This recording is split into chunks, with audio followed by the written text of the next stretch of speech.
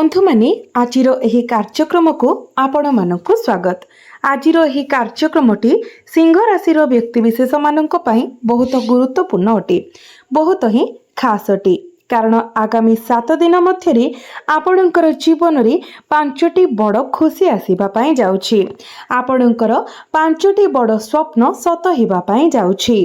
आपण जो मुहूर्त को उत्साह सहित अपेक्षा करथिले ताहा शेष रे आसीगला।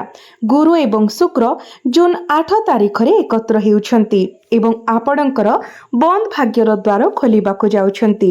गुरु एवं शुक्र वर्तमान गत 6 मास धरी आपण सहय करिथिबा समस्त दुख एवं जंत्रणार तराजु संतुलन करिबा पई शक्ति जोग देबे। आपण आपणकर कठिन परिश्रमर फल पाइबे। केही आपणको बुझी पारु नथिले, आपण बहुत एकाकी अनुभव करुथिले, एपरिकी आपणक निज लोक माने मध्य आपणक विरुद्ध रे जाउथिले। आपण किछि बड़ हासिल करिबाकू चाहुथिले किंतु पछरे पड़ी जाउथिले किंबा फसी रहिथिबा अनुभव करुथिले। आपण मानसिक निर्यातनार शिकार होइथिले एवं एक संपर्क रे बंधा होइथिले, जेउठारे आपण दिन राति केवल जंत्रणार सम्मुखीन हेउथिले। तथापि एही 7 दिन रे आपण आपणकर जीवन को जड़ित करुथिबा विभिन्न असुविधारू यथेष्ट आश्वस्ति पाइबे। गुरु एवं शुक्र आपणकर द्वादश भाव रे एकत्र हेबे। गुरु पूर्वरु एठारे उच्चस्थ अछंती एवं शुक्र तांको सहित जोग देबे। तो बंधु माने यह फल रे आपणक पई आगको केउ परिवर्तन आसुछि, एही 7 दिन आपणक पई काहेकि गुरुत्वपूर्ण हेबा पई जाउछि, ए सब विषय रे आजिर एही वीडियो रे आमे माने विस्तार भाव रे आलोचना करिबा। सेथिपाई आपण माने वीडियोटी को स्किप न करी शेष पर्यंत निश्चय देखंतु एवं वीडियोटी को लाइक करी चैनलटी को सब्सक्राइब करि दियंतु। कमेंट बॉक्स रे भक्ति एवं श्रद्धार सहित जय श्री जगन्नाथ जय मां लक्ष्मी अवश्य लिखंतु। बंधु माने राहु आपणकर सप्तम भाव रे गोचर करूछंती, जेतेबेले कि केतु आपणकर लग्न रे गोचर करूछंती। एहा व्यतीत आपणकर सप्तम भावर अधिपति शनि अष्टम भाव रे गोचर करूछंती, जहा फल रे किछि समय धरी आपणकर चारि पाखरे एक भ्रमात्मक जाल सृष्टि होइछि। आपण एपरि परिस्थितिर सम्मुखीन हेबे जहा प्रकृत देखा जाए, जहा आश्चर्यजनक किंबा सत्य मने हुए किंतु वास्तव रे ताहा नुहे। आपण एक संभाव्य लाभ अनुभव करि पारंती किंतु एहा प्रकृत रे आपण को फसाइबा पई एक फास होई पारे। केही जणे आपणकर चारि पाखरे ब्रह्मजाल बुणुथिबे। आपण भाबी पारंती जे एही व्यक्ति आपणकर जीवन व्यापी साथी हेबे, जेतेबेले कि सत्य रे से माने आपण को फसाइबा को किंबा निज लाभ पाई आपण को शोषण करने को षड्यंत्र करुछंती। सेथिपाई मु कहूची जे आपण एही सप्ताह रे जहा देखुछंती ताहा सत्य न होई पारे। दया करी आपणकर बुद्धि व्यवहार करंतु। आपण प्रायतः आपणकर हृदय उपरे निर्भर करंती एवं परिस्थितिर प्रकृत वास्तवता को बुझिबारे विफल हुअंती। जदि आपण एपर्यंत कोनोसी समस्या किंबा असुविधार सम्मुखीन हेउछंती तेबे जदि पारुछंती तेबे असहाय व्यक्ति मानकु किछि साहाय्य करिबा पई चेष्टा करंतु आपणकर यथा संभव, जहा कि आपणको ए सब समस्या रु टिके मुक्त करिबा पई समर्थन होई परिबो। मने रखंतु एही समय आपण बिना मूल्य रे भावप्रवण हेबारु बंचिबा पई पड़िबो।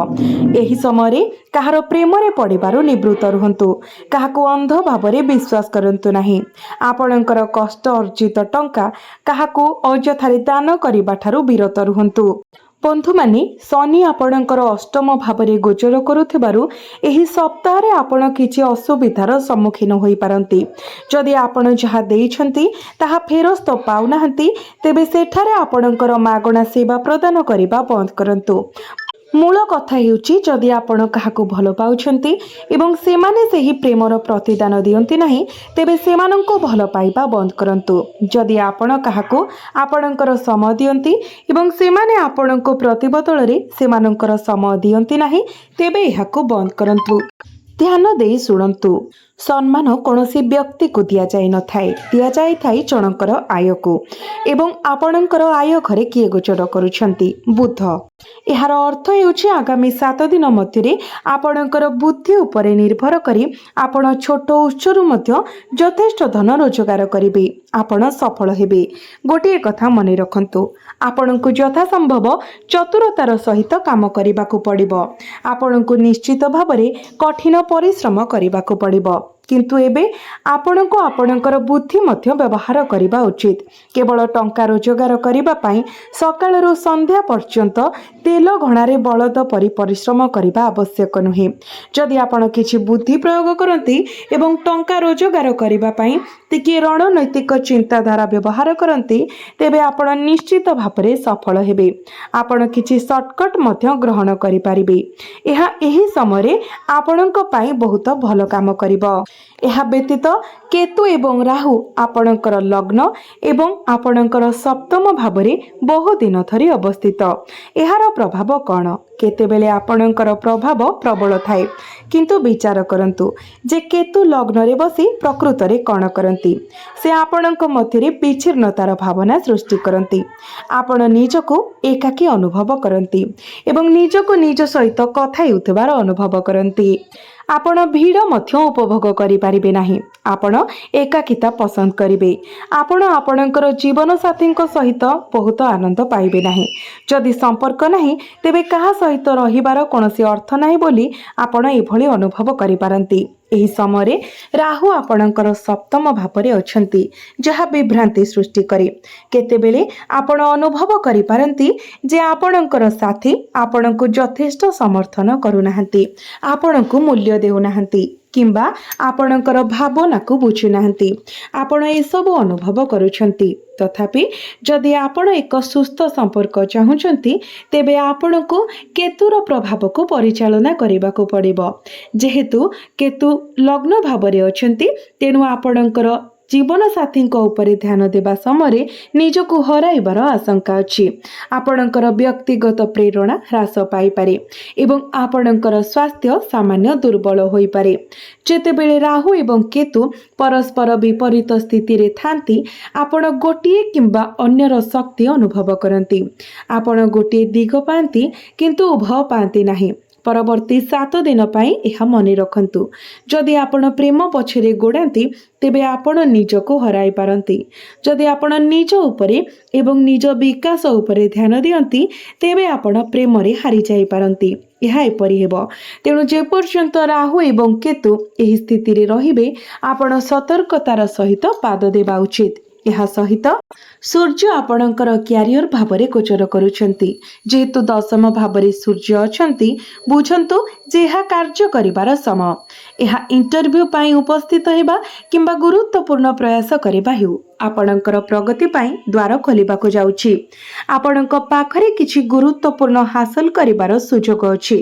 तेणु एही समय को हाथ छड़ा करंतु नाही। यह उत्कृष्ट हेबार प्रतिश्रुति देउछि। जदि आपण प्रतियोगितामूलक परीक्षा पाई प्रस्तुत हेउछंती तेबे निश्चित करंतु जे आपणकर प्रस्तुति दृढ़ एवं चतुरतार सहित काम करिबा उपरे अधिक ध्यान दियंतु। आपणकर पितांक सह संपर्क खराब होई पारे। तांक सहित जुक्ति किंबा उष्म मत विनिमय करिबारु बंचंतु। मने रखंतु, एही समय मध्यरे आपण आपणकर पितांक ठारू मध्य लाभ पाई पारिबे। आपण पैतृक संपत्ति मध्य पाई पारंती। आपणक पाई परिस्थिति रे यथेष्ट उन्नति हेबो एवं आपण सम्मुखीन हेउथबा जे कोनोसी क्यारियर संबंधी उत्थान पतनर अंत हेबार संभावना अछि। मंगल आपणकर भाग्य भावरे गोचर करुछंती। जेतेबेले मंगल भाग्य भावरे गोचर करिथांती तो से शक्तिशाली होई जाइथांती। अर्थात एही आगामी 7 दिन मध्यरे आपणको भाग्यर पूर्ण समर्थन मिलिबो। योजना अनुଯାयी काम नहेले आपण क्रोधित होई पारंती, किंतु केतु लग्न रे थिबारु आपण एक शांतिपूर्ण जीवन को पसंद करिवे। आपण किछि कठिन किंबा महत्वाकांक्षी काम करबाको इच्छा अनुभव करि पारंती नाही। मानसिकता संतोषर होई जाय। अनुभव करी जे आपणक पाखरे जहा अछि ताहा ही यथेष्ट। फलस्वरूप अधिक रोजगार करिबार इच्छा आपणक भितरे दृढ़ भावरे उत्पन्न न होई पारे। आपण केवल अनुभव करि पारंती जे जिनिस गुड़िक जेपरि अछि ठीक सेही परि अछि। तथापि सम अनुकूल थिबारु आपणकर इच्छा एवं महत्वाकांक्षा वृद्धि करने को चेष्टा करंतु। आपण सफलता पाई आपणकर क्षुधा जेते वृद्धि करिवे आपण सेते अधिक रोजगार उपरे ध्यान देबे यह मने रखंतु। पूर्वर उल्लेख करा जायतिबा परि गुरु एवं शुक्र द्वादश भावरे अछंती। जदि आपण विदेशी देश सह जड़ित काम रे जड़ित वर्तमान भारत बाहर अछंती, एक बहुराष्ट्रीय कंपनी रे काम करूछंती किंबा विदेश जीवाको चाहुछंती, तेबे यह अत्यंत शुभ। आपणक पाई उत्कृष्ट परिस्थिति सृष्टि हेउछि।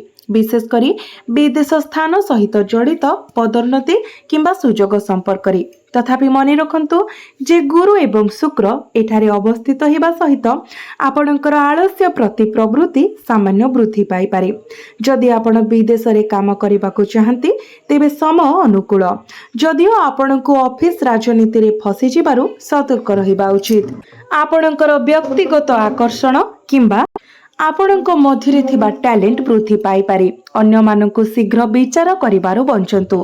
केवल केही जणे हीन देखा जाउथिबारो एहा अर्थ नुहे जे सेमाने आपणको पाई उपयोगी हेबे नाही। एही समय मध्यरे सबुठारु अप्रत्याशित क्षेत्ररु साहाय्य आसी पारे। तेणु समस्तंकु मूल्य दियंतु एवं काहाकु निकृष्ट किंबा श्रेष्ठ भाबरे देखंतु नाही। एहा मने रखंतु। केवल भल कार्य करिबा उपरे ध्यान दियंतु।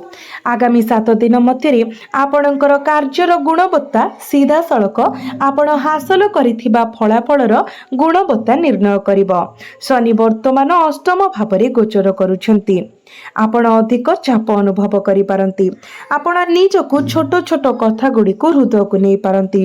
एही प्रवृत्ति को नियंत्रण करिबाको चेष्टा करंतु एवं अन्य माने कोन कुहंती ताहा उपरे अधिक ध्यान देबारो बंचंतु। प्रकृतरे आगामी 7 दिन मध्यरे सतर्कता अवलंबन करिबा अत्यंत गुरुत्वपूर्ण। जीवन प्रायतः आमको असुविधार सम्मुखीन करे एवं आपणक पई यह बारंबार घटे। तथापि समस्या हेउची जे आपण प्रायतः एही घटनारू शिखिबाकू विफल हुअंती।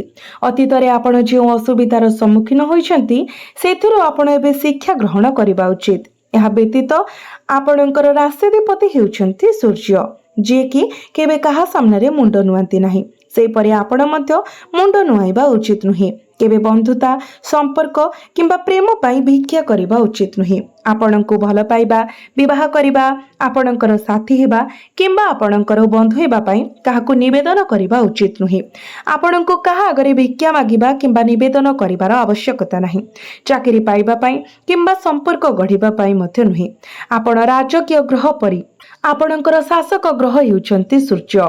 आपण गर्वित हेबा मध्य उचित नुहे। जदि आपण केबे एपरि करंती तेबे आपणकर शासक ग्रह सूर्य आपणक उपरे असंतुष्ट होई पारंती एवं तांकर सकारात्मक प्रभाव को ह्रास करि पारंती, जहाँकि आपणकर क्यारियर रे असुविधा सृष्टि करि पारे। सूर्य चाहंती नाही जे आपण भिक्षा मागंतु किबा निजर जीवन को हीन करंतु। आपणको सर्वदा जणे राजार मर्यादा सहित निजको आचरण करिबाको पड़िबो, किंतु अहंकारर सहित नुहे, गर्वर सहित नुहे। जदि आपण केवल आपणकर कर्तव्य पालन करंतु, केवल आपणकर काम करंतु, आपणकर आत्ममूल्य बजाय रखंतु, निजर मूल्य केबे भी ह्रास हेबाको दियंतु नाही। नचेत सूर्य प्रतिकूल फलाफल देई पारंती, बाधा सृष्टि करि पारंती किंबा आपणकर जीवन रे अनेक समस्या आनी पारंती। तेणु निजर समस्त चिंताधारा को नियंत्रण रे रखिबा पाई चेष्टा करंतु एवं प्रतिकार स्वरूप आपण सकाळु शीघ्र उठी कुकुर को बिस्कुट किंबा गुड़ एवं रुटी खाइबा को दियंतु। आपण गोमाता को मध्य प्रत्येक दिन रुटी खाइबा पाई दियंतु। एहा सहित शनि जेहेतु अष्टम भावरे अछंती तो प्रतिकार स्वरूप आपण प्रत्येक दिन शनिकर बीज मंत्र 108 थर जप करंतु एवं प्रत्येक दिन कला कुकुर को एवं कला काऊ को रुटी खाइबा पाई दियंतु।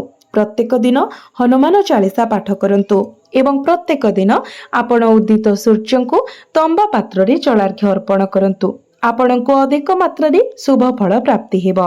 तो बंधु माने आपणकर जीवन मंगलमय हेउ, एहा ही ईश्वरक निकट रे मोर प्रार्थना। धन्यवाद।